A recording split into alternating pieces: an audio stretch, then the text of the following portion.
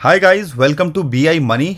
Bitcoin और crypto currency market के अंदर एक बड़े क्रैश के बाद में रिकवरी देखने को मिल रही है। और अच्छी बात क्या है, बिटकॉइन जो एक इम्पॉर्टेंट सपोर्ट थी जिसके बारे में हमने आपको बताया भी था, उसको टेस्ट करने के बाद यहाँ पे बाउंस बैक करता देखने को मिल रहा है।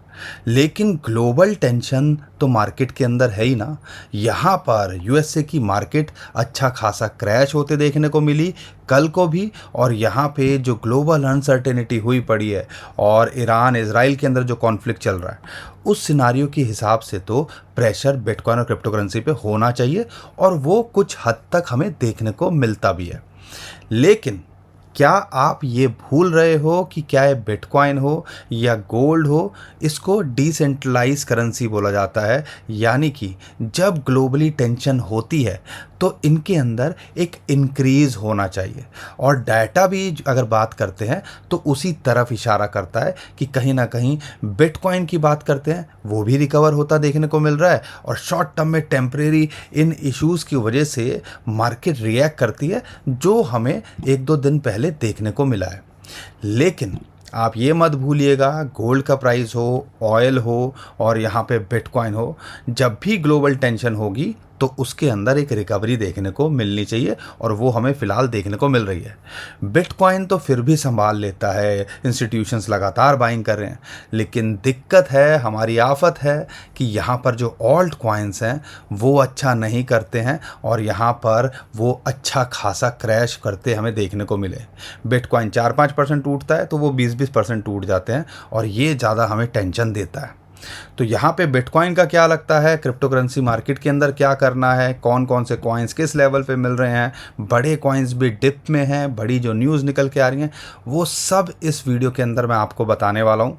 दोस्तों, चैनल पे अगर पहली बार आए हो तो चैनल को सब्सक्राइब कर लीजिए। ये हमारा चैनल है बी आई मनी के नाम से, जहाँ पर हम कोशिश करते हैं चार्ट्स के माध्यम से डिटेल आपको और अच्छे से समझाने की, सिखाने की। तो यहाँ पर इस चैनल पर पहली बार आए हो तो चैनल को सब्सक्राइब कर लीजिएगा और उम्मीद करता हूँ वीडियो को तो अभी तक आपने लाइक कर ही दिया होगा।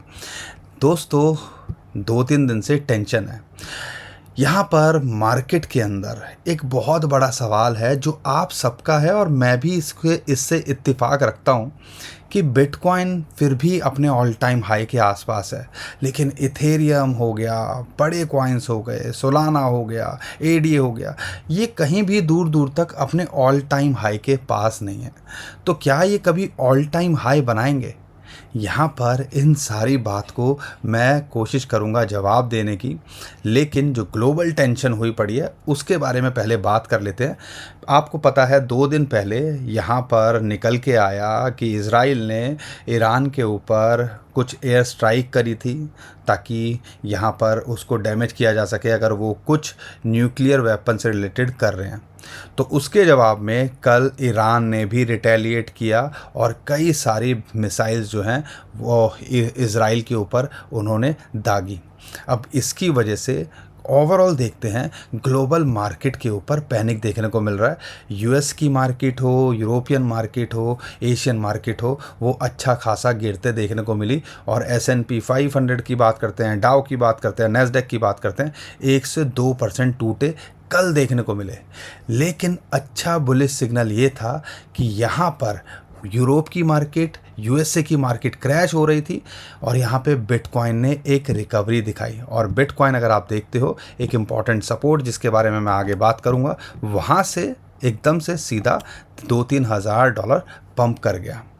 तो यहाँ पर हमें ये समझना है कि मार्केट के अंदर जो रिएक्शन यूरोपियन मार्केट जब खुली थी तब उन पे आया, वो रिएक्शन पहले ही बिटकॉइन पे आ गया था। क्योंकि बिटकॉइन की जो मार्केट है, क्रिप्टो करेंसी की मार्केट है, 24 घंटे ट्रेड होता है, तो उसका रिएक्शन पहले ही हमें देखने को मिला था। और जब यूरोपियन और अमेरिकन मार्केट खुली तो उससे कुछ खास इम्पैक्ट नहीं पड़ा। और आपको ये मत भूलिएगा, गोल्ड और बिटकॉइन को एक ऑल्टरनेटिव की तरह देखा जाता है। जब भी ग्लोबल टेंशन होती है, ग्लोबल अनसर्टेनिटी होती है, तो लोग ऑप्शन देखते हैं कि ऐसे कौन से डिसेंट्रलाइज एसेट्स के अंदर हम इन्वेस्ट करें जिसके अंदर हमें ज़्यादा परेशान या पैनिक ना करना पड़े।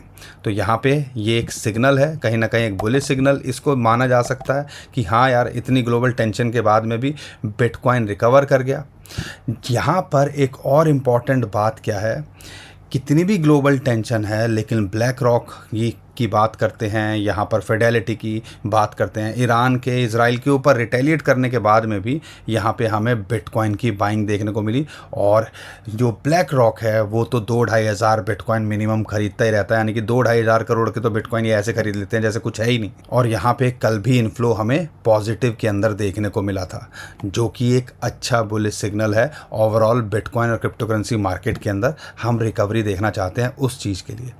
तो ये ओवरऑल चल रहा है मार्केट के अंदर, इंस्टीट्यूशंस लगातार बाइंग कर रहे हैं, यहाँ पर ग्लोबल टेंशन भी हुई पड़ी है, लेकिन अब बिटकॉइन और ओवरऑल क्रिप्टो करेंसी मार्केट थोड़ी स्टेबल दिख रही है, जो कहीं ना कहीं एक अच्छा सिग्नल है। अगर बिटकॉइन स्टेबल रहता है, रिकवरी दिखाता है, तो ऑल्ट कॉइन्स भी जल्दी रिकवरी दिखाते देखने को मिलेंगे।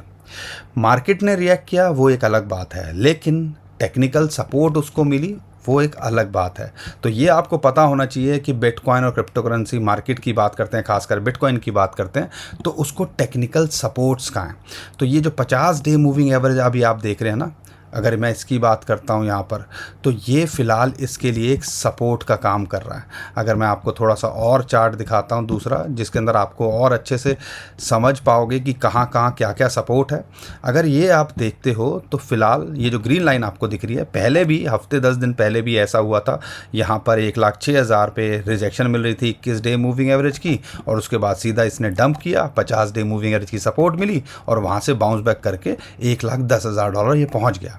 फिर वहीं, क्योंकि ये एक इम्पॉर्टेंट रेजिस्टेंस जोन है, प्रीवियस ऑल टाइम हाई भी है और इस बार का जो हाई है $1,12,000 का, तो वो कहीं ना कहीं एक रेजिस्टेंस लेवल है। तो ये $1,10,000 से $1,12,000 का जो जोन है वो बिटकॉइन के लिए एक रेजिस्टेंस का काम कर रहा है।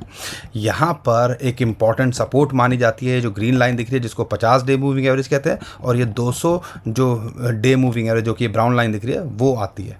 तो यहाँ पे दो लेवल पे इसको इम्पॉर्टेंट सपोर्ट मिल रही है। एक मिल रही है ये जो फिबोनाची की रेशियो है 1.618, और ये 50 डे मूविंग एवरेज जो कि लगभग $1,02,000 पे आता है। यहाँ पे आया, इसको टेस्ट किया और बुम, फिर वापस बाउंस बैक कर गया। तो ये एक अच्छा सिग्नल है। तो जब तक यहाँ है नथिंग टू वरी, जब तक $1,00,000 के ऊपर है नथिंग टू वरी। और इंटरेस्टिंग बात क्या है, 1 महीने से ऊपर हो गया है कि ये $1,00,000 से नीचे इसने क्लोज नहीं किया है, जो कि ये बताता है कहीं ना कहीं $1,00,000 के ऊपर बड़े बड़े इंस्टीट्यूशंस का बाइंग प्रेशर है। और जैसा हमने ETF के माध्यम से आपको बताया, डाटा जो सामने निकल के आ रहा है, तो उससे भी पता चलता है भैया वो तो यहाँ पे लगातार बिटकॉइन खरीदे ही जा रहे हैं। तो ये एक अच्छा सिग्नल मिलता है। अगर यहाँ नहीं मिलती है, क्योंकि इसको तोड़ना इतना आसान नहीं होता, 50 डे मूविंग एवरेज आप किसी से पूछ लीजिएगा, टेक्निकल समझते होंगे तो आपको आइडिया होगा। तो एक इम्पॉर्टेंट सपोर्ट ये है, एक बड़ी इंपॉर्टेंट सपोर्ट जो आती है $96,000 पे फ़िलहाल। तो आप कह लीजिए 94 से $96,000 यहाँ पे एक इम्पॉर्टेंट अब सपोर्ट निकल के आती है। जब तक यहाँ पे है और यहाँ नहीं आता है, पहले तो यहीं से नीचे जाना मुश्किल है, अगर यहाँ से नीचे जाता है तो ये इसको संभालना चाहिए। तो फ़िलहाल के लिए शॉर्ट टर्म में नहीं लगता है कि ये $95,000 से नीचे फिसलना चाहिए, क्या है कोई भी सिचुएशन हो। तो ये लेवल्स को आपने देखना है। अगर यहाँ ये मेंटेन करता है, इन दो लेवल के ऊपर मेंटेन करता है, तो ये कोशिश करेगा। अभी 21 डे मूविंग एवरेज, ये जो पिंक लाइन आपको दिख रही है, ये एक रेजिस्टेंस का काम कर रही है। इसको पार करेगा तो हम सीधा देखेंगे इसको $1,10,000 को ट्राई करते हुए। और वीकेंड है, मार्केट थोड़ी ठंडी होती है, वाइट कलर बाबू होते नहीं हैं, तो यहाँ पर उसके अंदर थोड़ा सा वोलेटिलिटी रह सकती है या मार्केट थोड़ी मंदी रह सकती है। लेकिन अगले हफ्ते हम उम्मीद कर रहे हैं जब हालात सही होंगे या सिचुएशन और बेटर होगी, तो हमें एक रिकवरी देखने को मिल सकती है और ये अपने ऑल टाइम हाई को दोबारा टेस्ट करता देखने को मिल सकता है। अगर इसके पार जाता है तो फिर हमारा जो जोन है 1,22,000 से $1,25,000 का जोन है, जिसको हम देख रहे हैं कि इसको ट्राई या इसको टेस्ट करना चाहिए आने वाले दिनों के अंदर। तो उम्मीद करता हूँ कहाँ सपोर्ट है, कहाँ रेजिस्टेंस है, आपको ये सब पता चल गया होगा बिटकॉइन को लेके। लेकिन अच्छी बात क्या है कि इथेरियम इतना खास नहीं टूटा, एक बॉक्स ट्रेडिंग के अंदर वो ट्रेड कर रहा है जो कि एक अच्छी होप दे रहा है, यानी कि जो इंपॉर्टेंट सपोर्ट है 0.382 फिबोनाची की रेशियो की, वो इसके लिए एक सपोर्ट का काम कर रही है और यहाँ पे ये मेंटेन कर रहा है। नहीं तो दूसरे कॉइन्स यहाँ से बढ़े तो ऐसे लेवल पे आ गए, लेकिन ये इसी बॉक्स के अंदर ट्रेड कर रहा है, जो कि बताता है कि कहीं ना कहीं बिटकॉइन के साथ में इथेरियम भी सस्टेन करने की कोशिश कर रहा है। और हम पार्ट 2 ऑल्ट सीजन की बात करते हैं तो बिटकॉइन और इथेरियम अगर मेंटेन करते हैं तो फिर ऑल्ट कॉइन्स यहाँ पे हमें आगे रिकवरी करते देखने को मिलते हैं। तो फिलहाल के लिए ये 200 day moving average, 21 week moving average, ये 20, और ये आप पूरा कह लीजिए फिबोनाची की रेशियो 0.5, तो ये एक इंपॉर्टेंट रेजिस्टेंस जोन इसके लिए है, जो कि आता है $2650 से लेके आप कह लीजिए $2900। अगर हम चाहते हैं कि ये आगे ट्राई करे या नया पंप लें तो इस लेवल को ब्रेक करना चाहिए था। अगर ये ईरान इजराइल ना होता तो शायद ये हो भी सकता था या आने वाले हफ्तों के अंदर, लेकिन फिर वही है, अब फिलहाल के लिए एक रेजिस्टेंस है। इस जोन को ये पार करेगा तो आने वाले टाइम के अंदर ये $3300-3400 को ट्राई करता देखने को मिल सकता है। और अगर यहाँ सपोर्ट नहीं मिलती है तो 50 डे मूविंग एवरेज जो दिख रही है आपको $2400 के आसपास, इसको फिलहाल सपोर्ट मिलती है और एक इंपॉर्टेंट सपोर्ट $2000 के आसपास है। तो ये था बिटकॉइन और इथेरियम को लेके क्या मामला चल रहा है, ग्लोबली सिचुएशन क्या चल रही है। लेकिन बिटकॉइन की डोमिनेंस हमें डरा रही है। बिटकॉइन की डोमिनेंस फिर दोबारा से 65% के आसपास पहुंच गई है, और जो कि ऑल्ट कॉइन्स के लिए कुछ अच्छा सिग्नल नहीं है। लेकिन हालात ख़राब होते हैं, ग्लोबल अनसर्टेनिटी होती है, तो फिर हम ऑल्ट कॉइन्स के ऊपर उसका इम्पैक्ट देखते हैं और वो हमें देखने को मिल रहा है। लेकिन जब सिचुएशन ठीक होगी तो यहाँ पे सारे कॉइन्स हमें रिकवर करते देखने को मिलने चाहिए। तो यहाँ पर बड़े कॉइन्स के अंदर ही अगर आपको मौका मिले तो आपको अपॉर्चुनिटी का फ़ायदा उठाना चाहिए।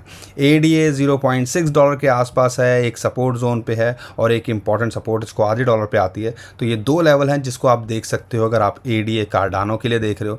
XRP की बात करते हैं तो यहाँ पे $2 के आसपास ये भी मिल जाए तो एक अपॉर्चुनिटी है। इसके अंदर कुछ खास फ्लक्चुएशन है नहीं, लेकिन अगर आप देख रहे हो ये पोटेंशियल तो रखता ही है ऑल टाइम हाई को पार करने का या उसके जो है पार जाने का।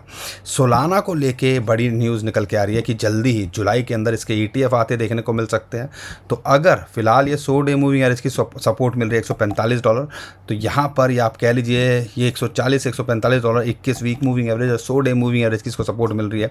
तो ये जो जोन है 135 से $145, ये एक इंपॉर्टेंट सपोर्ट है। फिबोनाची की रेशियो भी यहाँ निकल के आती है, तो इस लेवल के आसपास मिले तो एंट्री बनाई जा सकती है, थोड़ा लंबा देखने के लिए।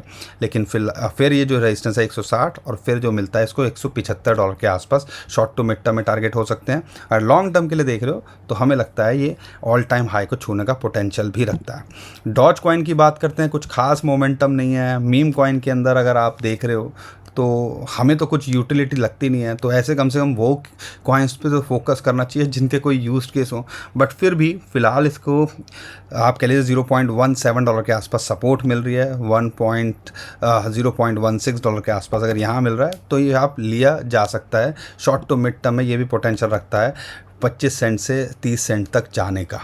अगर मैं बात करता हूँ यहाँ पे बहुत सारे और कॉइन्स हैं जिन पे आप फोकस कर सकते हो। शिबा इनू को देख सकते हो, 1250 के नीचे आ गया है, 1200 के आसपास अगर ये मिल रहा है, एक सपोर्ट जोन पे है, इससे ज़्यादा कुछ खास गिरा नहीं है। तो ये भी शॉर्ट टू मिड टर्म में एक पोटेंशियल रखता है 20-50% रिटर्न देने का। यहाँ पे फ्लॉकी की बात करते हैं, 100 डे मूविंग एवरेज की इसको सपोर्ट मिल रही है, एक जोन के अंदर है, यहाँ पे 7,500-8,000 के आसपास इसके ऊपर भी फोकस किया जा सकता है। शॉर्ट टू मिड टर्म में ये भी 11 से 12,000 जाने का पोटेंशियल रखता है। मैं 11-12,000 बोलता हूँ, समझ लीजिए 0.0000 कर लगाना। आप खुद अंडरस्टूड, आप मार्केट में हो तो आपको एक आइडिया होगा मैं क्या बोल रहा हूँ। बाकी एक और कॉइन है जिसको मैं स्पेशली मेंशन करना चाहता हूँ, वो है सुई। सुई पे अगर मैं फोकस करूं तो यहाँ पर एक सपोर्ट के आसपास है जिसको हमें देखना चाहिए। 100 डे मूविंग एवरेज की सपोर्ट मिल रही है, तो यानी कि $2.9 $3 के आसपास मिल रहा है। तो अपॉर्चुनिटी है, अगर आप लॉन्ग टर्म के लिए देख रहे हो तो ये पोटेंशियल रखता है अपने ऑल टाइम हाई को छूने का, और शॉर्ट टर्म में भी $3.5 के आसपास ये जाने का पोटेंशियल रखता है। एक रेजिस्टेंस है 3.5 से $3.6 के आसपास। बाकी दोस्तों और कोई कॉइन है जिसके बारे में आप चाहते हो हम कवर करें तो हमें कमेंट में ज़रूर पूछिएगा, हम कोशिश करेंगे आने वाले टाइम के अंदर उनके बारे में बताने की। बाकी ये जो बड़े कॉइन्स मैंने बताए हैं, अगर इन्हीं पे मौका मिले तो फोकस किया जा सकता है। ये सारे कॉइन्स एक पोटेंशियल डिप के अंदर हैं और पोटेंशियल रखते हैं आने वाले टाइम के अंदर और अच्छा करने का। उम्मीद करता हूं दोस्तों हर बार की तरह आपको हमारा कंटेंट अच्छा लगा होगा। वीडियो पसंद आई है तो वीडियो को लाइक करिएगा, चैनल को सब्सक्राइब कीजिएगा और हमारे टेलीग्राम को फॉलो कर लीजिएगा। नीचे डिस्क्रिप्शन में हमने लिंक दे दिया है उसका। और ध्यान रखिएगा, स्कैमर भरे पड़े हैं तो स्कैमर से सावधान रहिएगा कुछ भी करने से पहले। अभी के लिए टेक केयर, बाय बाय।